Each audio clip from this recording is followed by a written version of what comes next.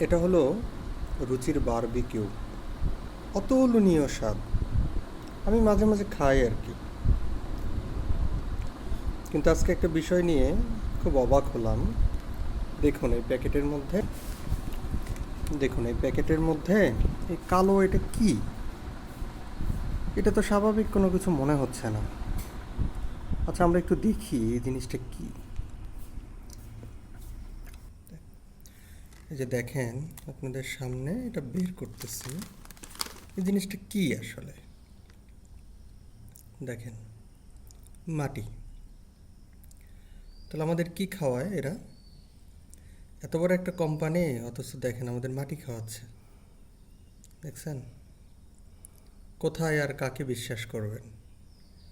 সাবধানে কেমনে খাবেন? সব কিছু তো আর নিজে বানায় খাওয়া যায় না, তাই না? অবাক হইলাম।